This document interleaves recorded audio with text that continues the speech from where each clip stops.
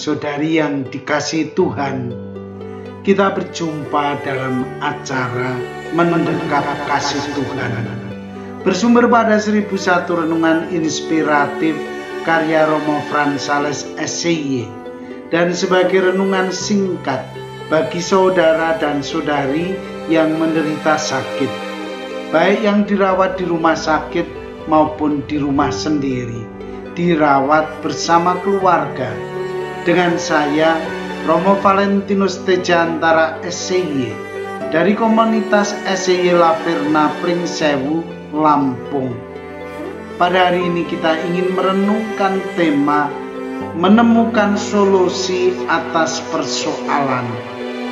Suatu senja, seorang laki-laki mengendarai seekor kuda menuju ke laut dan sampai di sebuah penginapan. Ia turun dari kuda dan dengan keyakinan seperti pengendara lain yang menuju ke laut malam itu, ia menambatkan kudanya di sebatang pohon di samping pintu dan memasuki rumah penginapan. Tengah malam ketika semua sedang tidur, seorang pencuri datang dan mencuri kuda pengembara itu. Di pagi hari, laki-laki itu bangun dan mendapati kudanya telah dicuri orang.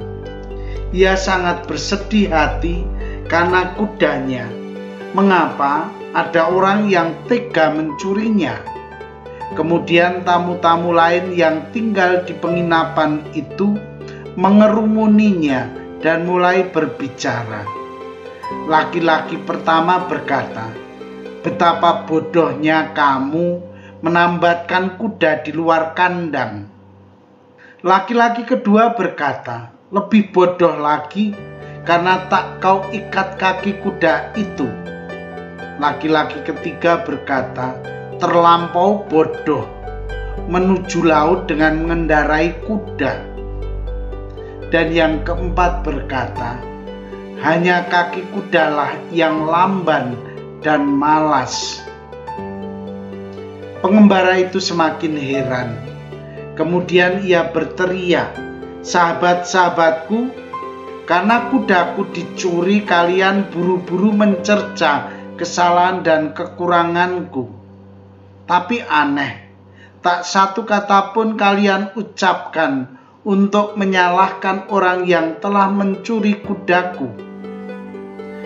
Mengkritik orang lain itu sering terjadi dalam hidup manusia. Orang sering merasa dirinya yang paling baik dan benar. Ia tidak menyadari bahwa apa yang dikritiknya itu sebenarnya tidak mampu ia lakukan. Ada orang yang hanya bisa mengkritik orang lain. Apa saja yang dibuatnya oleh orang lain dianggap salah. Saudara dan saudari yang dikasihi Tuhan, kisah tadi menunjukkan bahwa orang mesti hati-hati dalam mengkritik sesamanya. Orang mesti berani memberi solusi-solusi, tidak hanya mengkritik sesamanya. Sebenarnya kritik itu baik sejauh kritik itu membangun atau memperbaiki situasi yang kurang beres menjadi beres. Sebuah kritik yang tidak memberi kemajuan dalam hidup bersama hanyalah sebuah kritik yang tidak bermakna.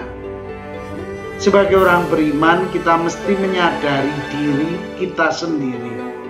Kita boleh saja mengkritik kalau kritik itu memberi suatu kemajuan dalam hidup bersama. Kritik yang baik selalu memberi kemungkinan bagi pembangunan hidup bersama. Kita tidak begitu saja mengkritik perbuatan orang lain. Sebelum kita mengkritik, kita mesti tahu lebih dahulu apakah kritik itu mampu memberi manfaat bagi hidup bersama atau tidak. Kalau kritik hanya memecah belah hidup bersama, kita mesti bertanya diri, apakah kritik kita itu relevan atau tidak. Karena itu, Mari kita membangun suatu hidup bersama yang baik. Kita beri solusi-solusi yang baik terhadap setiap persoalan yang kita hadapi dalam hidup bersama ini. Dengan demikian, hidup kita menjadi lebih baik. Saudara dan saudari yang terkasih, marilah mengakhiri renungan singkat kita dengan menyatukan iman, harapan, dan kasih kita kepada Tuhan. Akhirnya, berkat dan doaku selalu menyertai Anda yang sedang sakit.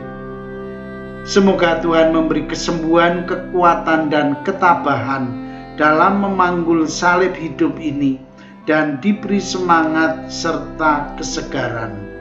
Doa dan berkatku selalu menyertai Anda. Sampai bertemu dalam renungan selanjutnya.